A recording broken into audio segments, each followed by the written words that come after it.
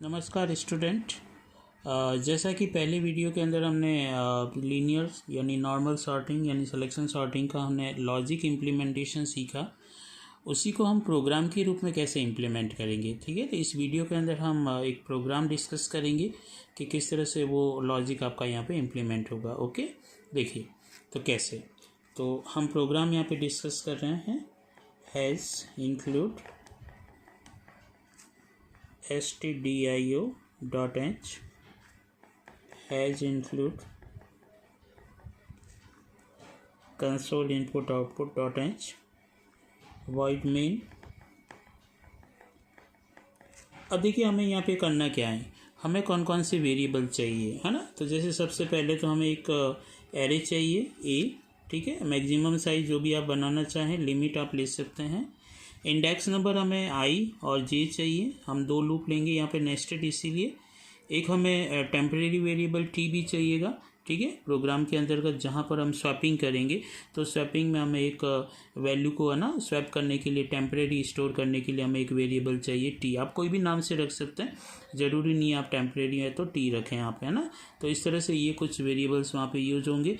और एक यहाँ पर हम ये चाहते हैं कि जो एरे के अंदर जो वैल्यूज हम इंसर्ट करेंगे वो कैसे होगी, है ना। तो वहाँ पर हम फिक्स नंबर नहीं लेके एन ले लेते हैं, ना। तो नंबर ऑफ एलिमेंट जितना यूजर चाहेगा वो। क्लियर। चलिए अब देखिए इस प्रोग्राम के अंदर जो अभी तक मैंने एरे के लिए डिस्कशन किया कि कैसे एरे में इंसर्ट करते हैं वैल्यू, कैसे उसे प्रिंट करते हैं, ठीक है। और अभी हमने डिस्कस कर रखा है कि कैसे हम लॉजिक इम्प्लीमेंट करेंगे लीनियर का, वो सारी चीज़ें एक साथ यहाँ इम्प्लीमेंट होगी। तो उन सभी को एक साथ कैसे रखेंगे वो चीज़ मैं इस वीडियो के अंदर आपको बता रहा हूँ। ओके, चलिए तो सबसे पहले क्लियर स्क्रीन को क्लियर कर दिया हमने। अब यहाँ देखिए हम यहाँ पर यूजर से पूछ रहे हैं प्रिंट ऐप कि आपको कितने एलिमेंट चाहिए। ठीक है, तो number of elements, okay, elements in array. Okay, array आप यहाँ पे ऐसे भी लिख सकते हैं कि एंटर एन, है ना, जो भी आप मैसेज देना चाहें। स्कैनएप %d और एड्रेस ऑफ एन। ओके, ये वैल्यूज हमने ले ली।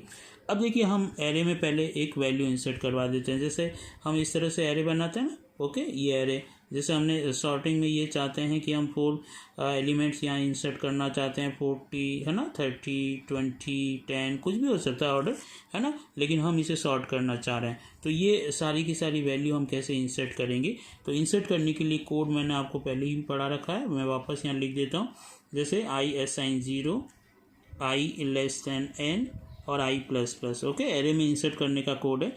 Okay, print F enter element.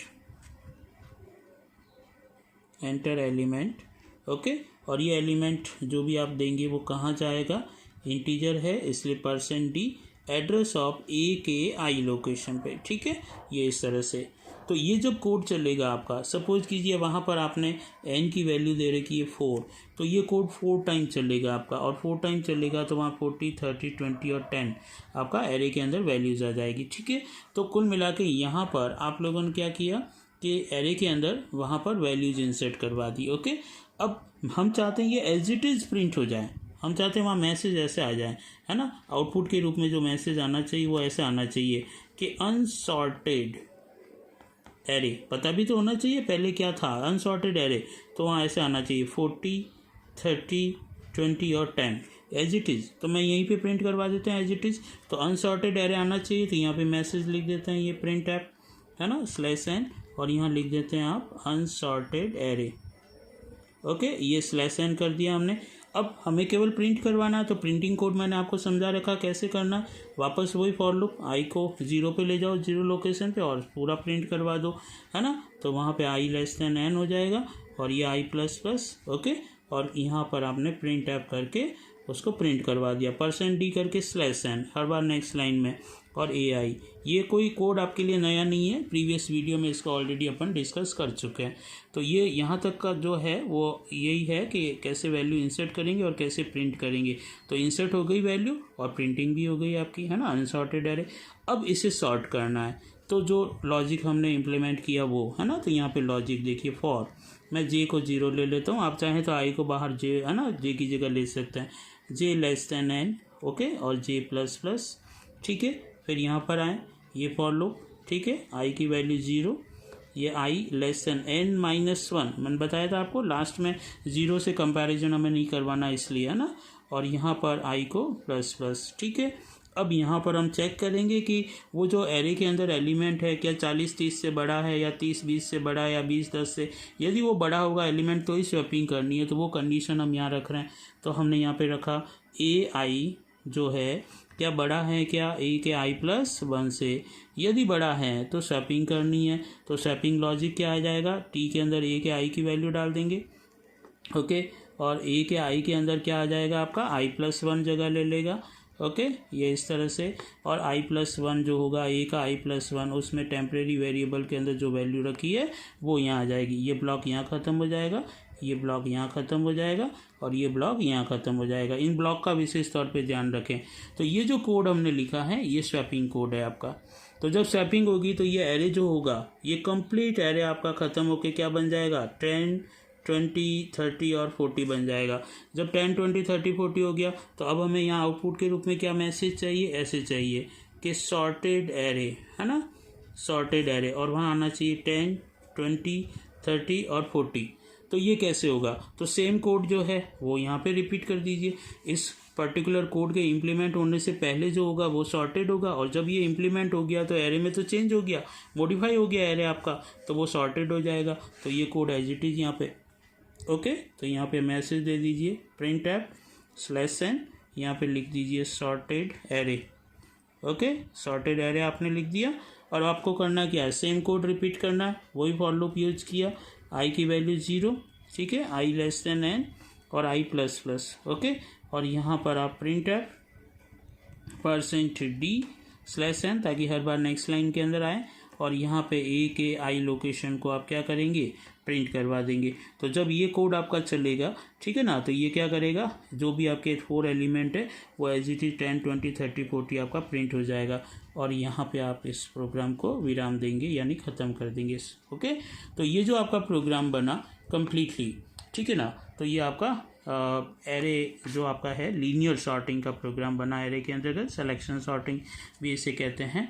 और इसका आउटपुट जो होगा वो इस तरह से, अनसॉर्टेड एरे 40, 30, 20, 10 और सॉर्टेड होते ही 10, 20, 30, 40 आपका आउटपुट के रूप में आएगा। तो बहुत ही सिंपल सा, एक हल्का सा मैं आपको वापस से बता देता हूँ। ये 4 वेरिएबल्स हमने जो भी है, सॉरी, है ना, 5 वेरिएबल जो लिए हमने यहाँ पर, एक एरे लिया आई, जे, टी और एन, ठीक है ना, यानी 1, 2, 3, 4 एंड 5 आपके टोटल आपके वेरिएबल्स हैं।